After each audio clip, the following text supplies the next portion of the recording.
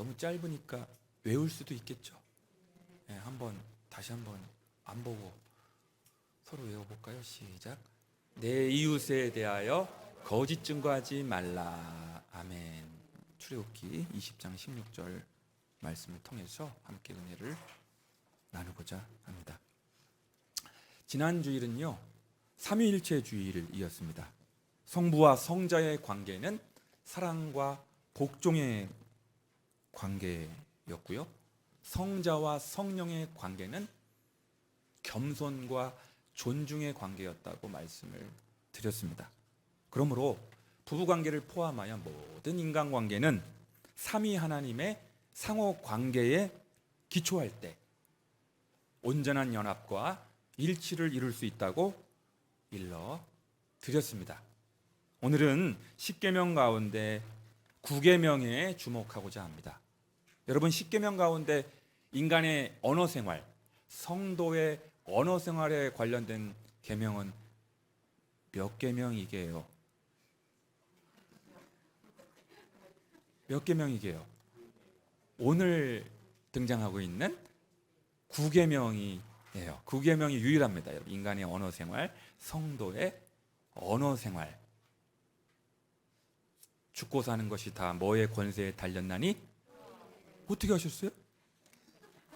잠언 말씀에 유명한 말씀 아닙니까?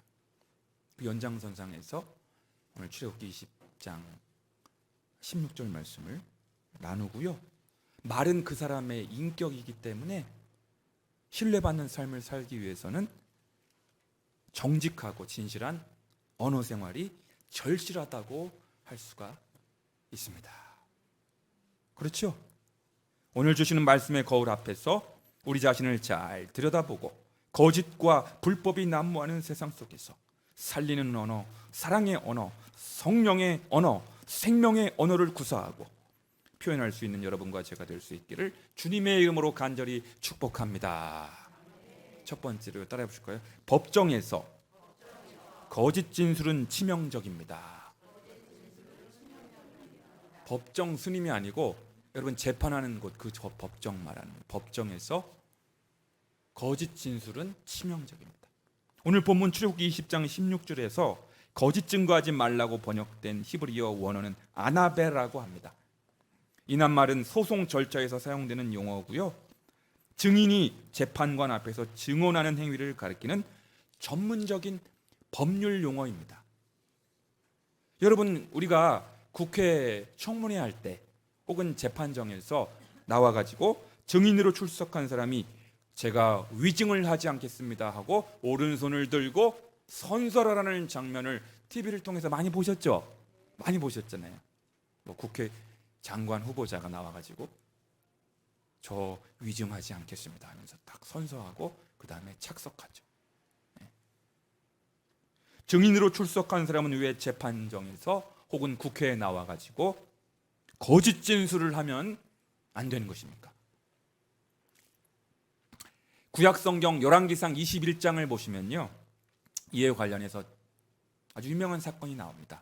여러분, 북이스라엘 왕들 가운데 남유다 왕들은 경건한 왕들도 좀 있었는데 북이스라엘 역대 왕들은 100% 다 악한 왕들이었어요. 다 하나님을 떠난 왕들.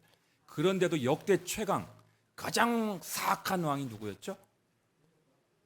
여로보암보다 더 악한 왕, 역대 최강 아합 왕이었습니다. 가장 악랄한 왕이었어요. 악한 왕. 이 아합 왕이요, 이스라엘 사람 나봇의 포도원이 탐이 났어요. 왜냐하면 자기 별궁 가까이에 있었거든요. 그래서 그 나봇의 포도원을 빼앗아서 자기 정원으로 삼고 싶었어요. 그래서 이스라엘 사람 나봇에게 이야기하기를, 내가 당신이 원한다면 내가 값을 치러서라도 살 테니 그 포도원을 나에게 주시오, 파시오 했단 말이에요. 그런데 이 나봇이요, 안 됩니다. 노. 왜냐하면 이 포도원은 조상 대대로 내가 물려받은 귀한 땅이기 때문에 아무리 돈을 많이 준다고 해도 나는 안 팔겠습니다. 그랬어요. 왕이 팔라고 하면 어떻게 해야 돼요? 이 왕이 팔라고 하면 팔아야 이게. 잠자는 사자의 코털을 건드리고 말았죠. 이 아합 왕이요, 상심해가지고 밥도 못 먹고 시름시름 앓게 되었습니다. 참다 보다 못한 그 아내 이세벨, 악녀라고 하죠, 왕비. 이세벨이 남편이 너무 한심해 보이는 거예요. 아니, 권력자가, 왕이 그거 하나 나봇의 포도원을 빼앗지 못해가지고 절절매니까 이 한심한 남편이라고 하면서 나봇의 포도원을 빼앗으려고 아주 무서운 계책을 꾸미게 되었습니다. 이세벨은 왕의 이름으로 밀서를 보냈고요, 나봇이 살고 있던 지역의 시의회에 원로들에게 보냅니다.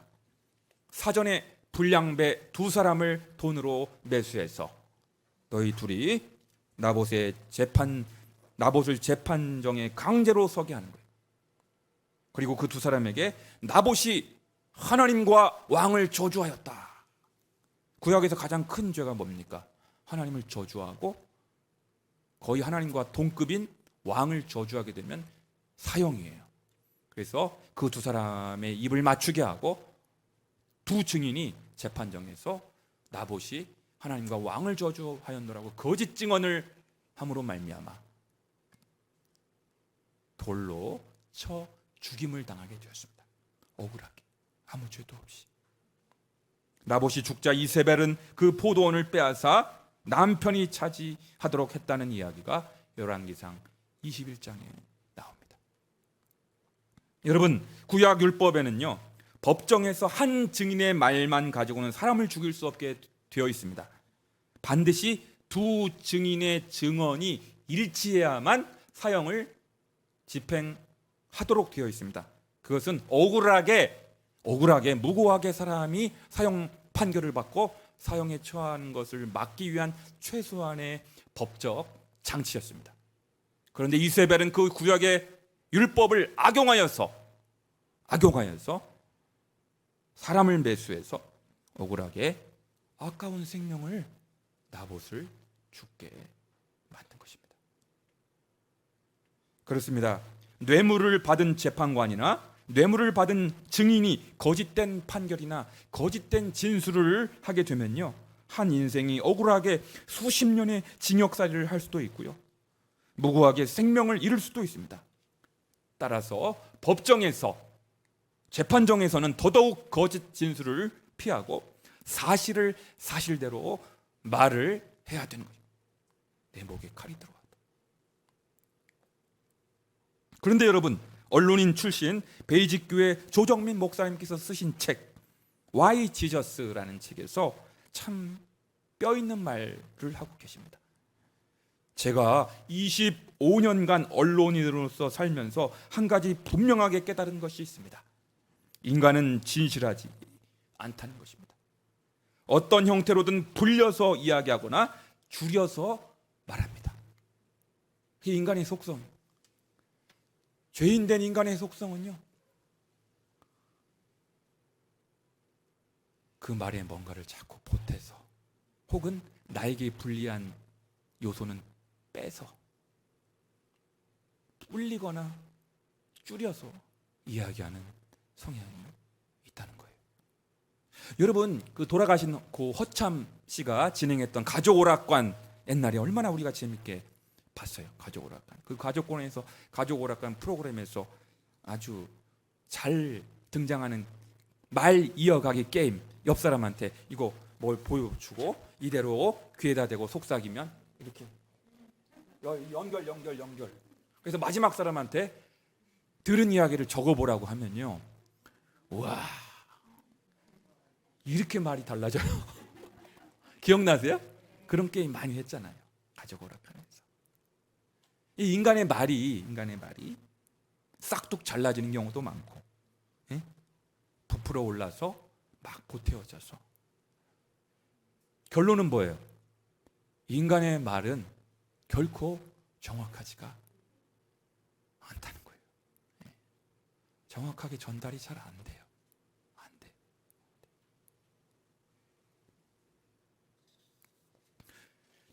듣고 싶은 부분만 듣고요, 보고 싶은 부분만 보려는 어그러진 인간의 죄성이 있는 거예요.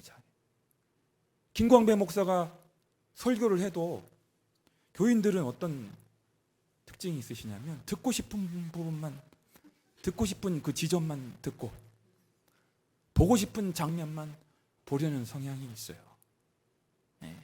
우리 교인만 그런 건 아니에요. 다른 교회 교인들도 다 그래요. 다 그래요. 이거를 조금 전문적인 학술 용어로 뭐냐, 확증 편향이라고 부릅니다. 아마 여러분 들어보실 거예요. 확증 편향. 그러므로 우리는 단지 국회, 법정, 재판정에서 뿐만 아니라, 두 번째로 따라해 볼까요? 우리는 일상에서도 거짓을 멀리해야 합니다. 어디에서도? 법정이나 재판정은 말할 것도 없고요. 그런 데서는 두렵고 떨림으로 거짓 진술하면 안 되지만 일상에서도 마찬가지라는 거. 여러분, 일상에서 거짓말을 피해야 하는 이유는요, 단지 도덕적인 차원, 윤리적인 차원을 넘어서서 영적인 차원과 결부되어 있기 때문입니다. 왜냐하면 예수님께서 요한복음 8장 44절을 통해 이렇게 말씀하십니다. 너희는 너희 아비 마귀에게서 났으니 너희 아비의 욕심대로 너희도 행하고자 하느니라. 그는 처음부터 살인한 자요, 진리가 그 속에 없으므로 진리에 서지 못하고 거짓을 말할 때마다 제 것으로 말하나니 이는 그가 거짓말쟁이요 거짓의 아비가 되었음이라. 우리의 대적 마귀의 가장 두드러진 특징이 뭐라고요? 마귀는 뭐예요? 거짓의 아비예요. 거짓말쟁이입니다. 거짓말쟁이. 거짓말쟁이. 그렇습니다. 거짓말은 마귀의 가장 두드러진 특징이기에 마귀에게 속한 자는 거짓말을 너무나 쉽게 남발합니다. 여러분, 특히 우리의 대적 마귀, 사탄, 악령, 귀신들은 어떤 형태로 성도의 귓가에다 대고 거짓말의 화살을 쏘아댑니까? 상습적으로 마귀가 우리를 공격해서 쓰러뜨리는 방법이 뭐예요, 여러분? 그거 알고 계셔야죠. 거짓말을 막 쏘아대잖아요. 거짓말을 막 뿌려대잖아요. 여러분들이 귓가에다 대고 속삭이는 거짓말. 하나님께서 그리스도 안에서 십자가를 통하여 보혈로 공로로 말미암아 여러분들을 용서해 주시고 의롭다라고 칭해 주신 하나님의 자녀들, 성도들을 향하여 뭐라고 거짓말합니까? 너는 형편없는 죄인이다. 너는 더럽다. 너는 쓸모가 없다. 너는 실패자다. 죽어야 한다. 이런 말을 우리의 귓가에다 대고 속삭이는 세력이 있으니 이것은 성령께로부터 나오는 음성이에요? 악령에게 나오는 음성이에요? 딩동댕. 잘 대답하셨어요. 여러분, 분별을 잘 하셔야 돼요. 이게 성령께로부터 나오는 음성인지 악령으로부터 나오는 거짓말인지. 그래서 교회에 가보면요, 어떤 성도님들은 사탄이 뿌려놓은 거짓말에 수년 동안, 수십 년 동안 속아 살아오는 성도님들이 계십니다. 마귀가 뿌려놓은 거짓말에, 그 거짓말의 견고한 진에 얽매여서 속아 살아왔기 때문에 얼굴이 어두울 수밖에 없는 거예요. 어두울 수밖에. 내가 죄인이구나. 아니라니까요. 하나님께서 여러분을 그리스도 안에서 십자가로 말미암아 보혈의 공로로 의롭다라고 칭해 주셨단 말이죠. 그러니까 여러분들은 무죄예요, 유죄예요? 무죄 선교를, 무죄 판결을 내려주셨단 말이에요. 그런데 마귀는요, 그거를 잊어버리게만, 너 죄인이야, 너 쓸모없어, 너 이 추한 인간아, 너 실패자야, 죽어버려야 돼. 자꾸 이런 말로 우리를 속입니다. 거짓말로 속여. 그런 말을 듣다 보니 얼굴이 어두워지는 거예요. 우울증, 죄책감, 수치심, 절망감. 그래서요, 우리의 심령을 정신을 차리지 못하러 깊은 영적 침체에 나락에 빠져서 허우적거리도록 만드는 세력이 있으니 그게 바로 거짓말쟁이, 거짓의 아비, 마귀. 너 사탄 마귀야. 나는 예수의 이름으로 명하노니 결박을 당하고 무적행으로 떨어질지어다. 저주를 받을지어다. 그렇게 담대히 여러분이 마귀를 향하여 대적기도, 선포기도, 명령기도 해야 되는 거예요. 자꾸 그런 생각이 몰려올 때, 그런 느낌 때문에 내가 너무 힘들어질 때, 내 마음 무너질 때. 그래서 우리의 양심에 마귀의 참소가 들리려고 할 때 낙심, 좌절, 침체에 빠지지 않기 위하여 여러분들이 가정 상비약을 구비하고 계셔야 돼요. 로마서 8장 33, 34절을 가정 상비약으로 구비하고 있어요. 스탠바이하고 계셔야 됩니다. 누가 능히 하나님께서 택하신 자들을 고발하리요? 의롭다 하시는 이는 하나님이시니 누가 정죄하리요? 죽으실 뿐 아니라 다시 살아나신 이는 그리스도 예수시니 그는 하나님 우편에 계신 자요 우리를 위하여 간구하시는 자시니라. 할렐루야. 가정 상비하기 로마서 몇 장? 8장 32절, 33절. 33절, 34절. 그러면요, 우리 얼굴이 쫙 펴져요. 얼굴에 빛이 나고 영혼의 자유함이 임하고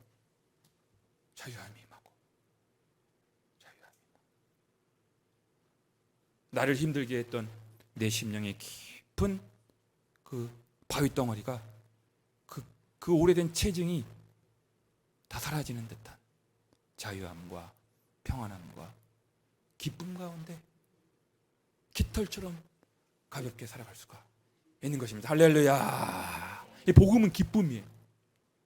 복음은 뭐라고요? 기쁨이요.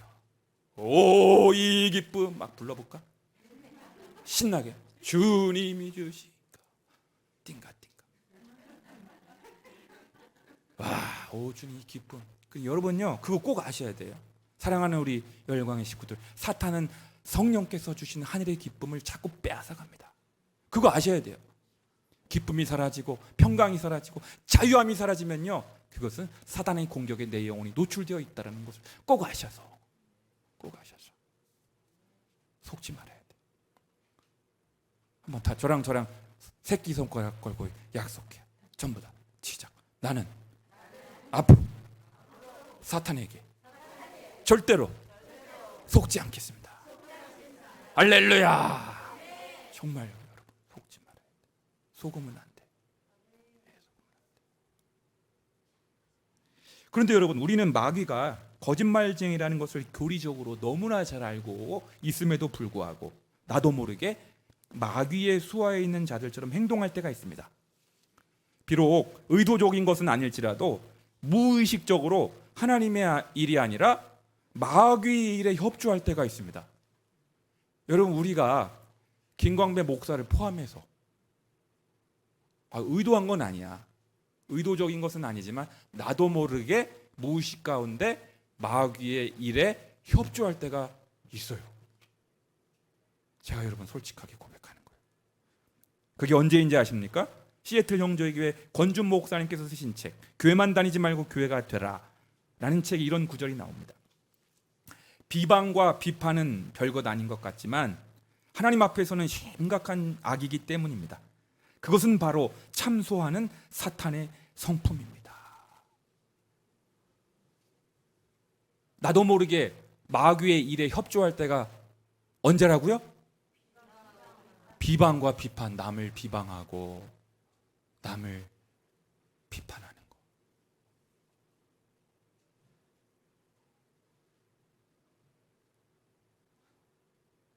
누구의 성품? 사탄의, 예수님의 성품이 아니고 사탄의 성품. 사랑하는 여러분, 비방이란 사전적으로 남을 비웃고 헐뜯어서 말함이란 뜻이고요, 비판이란 현상이나 사물의 옳고 그름을 판단하여 밝히거나 잘못된 점을 지적함이라는 뜻을 지니고 있습니다. 그런데요, 왜 비방과 비판이 사탄의 성품일 수밖에 없을까요? 야고보서 4장 12절 이렇게 말씀합니다. 형제들아, 피차에 비방하지 말라. 형제를 비방하는 자나 형제를 판단하는 자는 곧 율법을 비방하고 율법을 판단하는 것이라. 내가 만일 율법을 판단하면 율법의 준행자가 아니요 재판자로다. 입법자와 재판관은 오직 한 분이시니 능히 구원하기도 하시며 멸하기도 하시느니라. 너는 누구관데 이웃을 판단하느냐? 네가 뭔데 이웃을 판단하냐? 하나님이 성령으로 이렇게 말씀하시는 거예요. 야, 내가 재판장이거든. 너는 재판장 아니거든.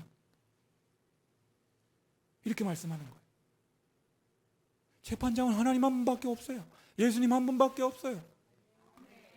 그런데 우리가 감히 그 재판장의 자리를 차지하는 거예요. 뭐가?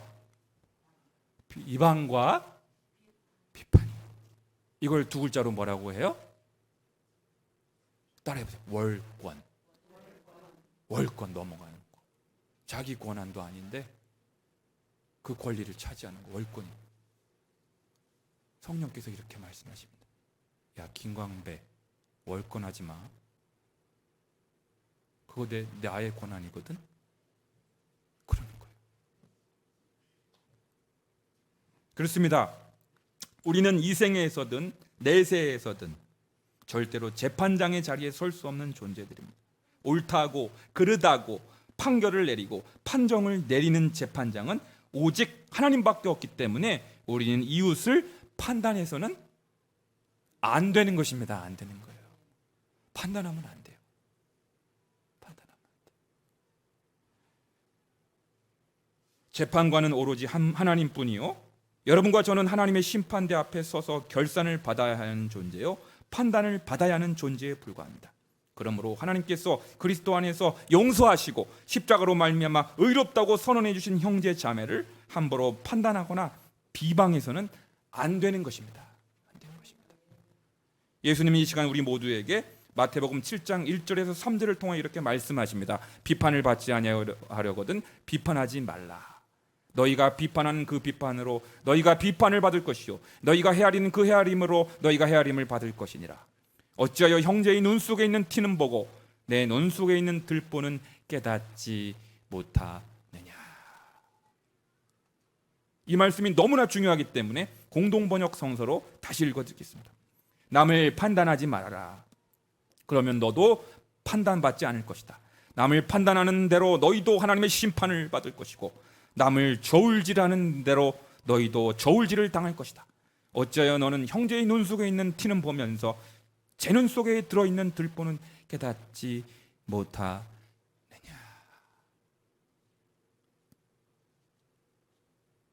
그러므로 우리는 이 시간 이렇게 결론을 맺을 수가 있습니다. 세 번째로 따라해 보실 거예요. 가정과 교회는 법원이 아닙니다. 할렐루야. 그렇습니다. 빙점의 작가 미우라 아야코가 성경적으로 부부관계를 논한 책 부부는 아픔으로 그는 나무라는 책에서 한 유명한 말이에요. 그 책에 뭐라고 되어 있냐면 딸의 가정은 법원이 아닙니다. 여러분 오늘 설교 다른 것은 다 잃어버려도 좋습니다. 이 문장만 잊지 말아주세요. 가정은 법원이 아니에요.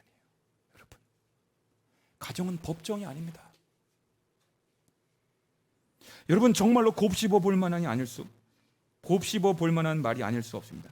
가훈으로 삼을 만합니다. 정말 성경적인 말씀입니다. 선악과를 따먹은 적이 있는 우리는 부부지간에 부모 자녀 간에 교인과의 관계에서 너무나 자주 옳고 그름을 가리려고 하는 습관이 있습니다. 가정을 법원으로 만드는 행위예요. 분별이라는 명분하에 너무 쉽게 누가 유죄이고 누가 무죄이고 누가 잘못했고 누가 잘못을 안 했는지를 판정 내리려고 합니다. 여러분 누가 도대체 여러분에게 그런 권한을 주었습니까? 그런 권한을 준 적이 없습니다. 저는 미우라 아야코의 이 말을 이렇게 변형하고 싶습니다. 따라해보실까요? 영적인 가족인 교회도 법원이 아닙니다. 여러분, 교회 공동체는 뭐 하는 공동체예요? 옳고 그름을 가리고 시시비비를 가리는 재판정이 아니에요. 가장 불행한 교회는 어떤 교회입니까? 교회가 점점 재판정이 되어가고 있는 교회. 율법을 따지고 법대로 합시다. 우리 핏대를 세우고, 여러분 삿대질을 해가면서 우리 법대로 하자고.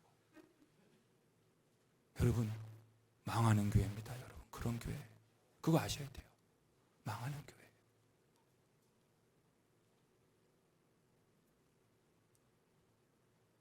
왜 오늘 한국 교회에 그렇게 분쟁과 분열이 많습니까? 왜 그리도 교회 관련 법적 소송이 그렇게도 많단 말입니까? 왜 바울은 성도 간에는, 교인끼리는 차라리 법적인 소송을 포기하라고 왜 다음과 같이 간곡히 호소하고 있습니까? 고린도전서 6장 5절부터 8절 이렇게 선포합니다. 내가 너희를 부끄럽게 하려 이 말을 하노니 너희 가운데 그 형제 간의 일을 판단할 만한 지혜 있는 자가 이같이 하나도 없느냐? 형제가 형제와 더불어 고발할 뿐더러 믿지 않은 자들 앞에서 하느냐? 너희가 피차 고발함으로 너희 가운데 이미 뚜렷한 허물이 있나니 차라리 불의를 당하는 것이 낫지 않냐? 차라리 손해보는 것이 낫지 않냐?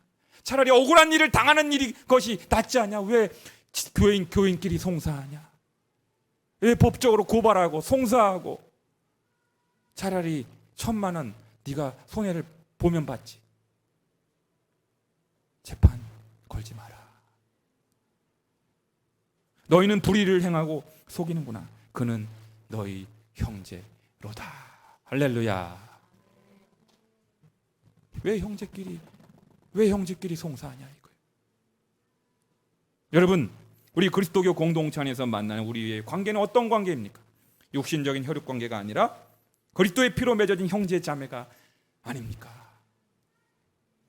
물보다 더 진한 그리스도의 피로 맺어진 끊을 수 없는 언약적 관계가 아닙니까? 그러므로 우리는 오늘부터 나의 가정이 차디찬 법원이 되지 않도록 해야 합니다. 오늘부터 우리 교회가 싸늘한 법정이 되지 않도록 주의해야 합니다. 우리의 입술에서 마치 재판장 같은, 법관 같은 언어가 나오지 않도록 유의해야 합니다. 판단을 중지해야 됩니다. 판단을 유보해야 합니다. 판단으로부터 자유로운 공동체, 품어주는 공동체. 처녀가 아기를 배워도 할 말이 있다고 하지 않습니까? 들어주세요. 판단하지 말고 들어주세요.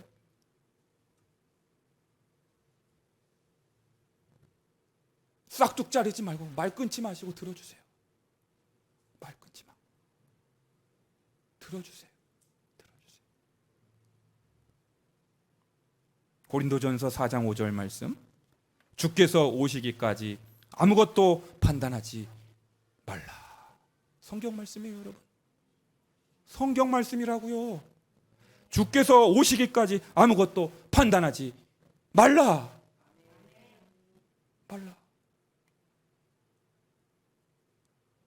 그 이유는 나의 판단은 절대로 예수님보다 정확하지 않기 때문입니다. 나의 평가는 절대로 하나님보다 객관적이지 않기 때문입니다.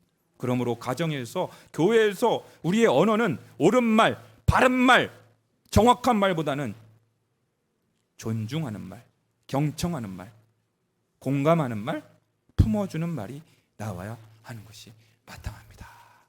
그게 교회입니다, 여러분. 그게 교회인 거예요. 그러려고 예수님께서 교회를 세우신 거예요. 제가 개척을 하고 자주 인용했던 시애틀 형제교회 권준 목사님의 책, 교회만 다니지 말고 교회가 되라는 글의 일부를 제가 다시 인용하고 마치고, 제가 정말 많이 인용했어요. 아시는 분은 아시겠지만 또 인용하겠습니다. 너무 중요하니까 그러는 거예요. 여러분이 잊지 말으시라고. 형제간에는 이기심이 없다, 교만이 없다, 높고 낮음이 없다.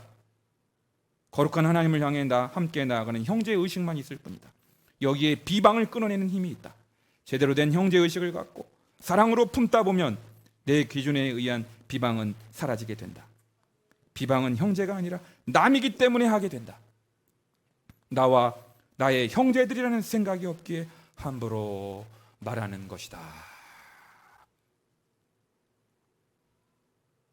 하나님께서 그리스도 안에서 이미 용서해 주신 형제 자매를 다시 죄인 만드는 어리석은 우리가 되지 말아야 할 줄로 믿습니다. 믿습니다. 기도합시다. 거룩하신 아버지 하나님, 의로우신 아버지 하나님, 나도 모르게 무의식적으로 의도한 것은 아니지만 나도 모르게 마귀의 일에 협조할 때가 있습니다. 많았습니다. 가정에서, 교회에서, 일상에서 함부로 내 기준, 내 잣대, 내 원칙, 내 방식, 그 알량한 나의 기준과 잣대로 사람을 판단하고 비방하고 우월의식을 느끼고 남을 깎아내리고 주여, 그러면서 쾌감을 누리고 주여 교만의 죄에 빠졌습니다. 월권했습니다. 재판장은 하나님밖에 없는데 감히 제가 그 자리를 차지하려고 했습니다. 주여 용서하여 주시옵소서. 이제 다시는 우리 가정이, 우리 교회가 재판정이 되지 말게 해 주옵소서. 법원이 되지 말게 해 주옵소서. 따스한 사랑의 공동체, 판단을 유보하고 판단을 중지하는 판단은 하나님께만 맡기게 하여 주옵소서. 예수님의 이름으로 기도드리옵나이다. 아멘.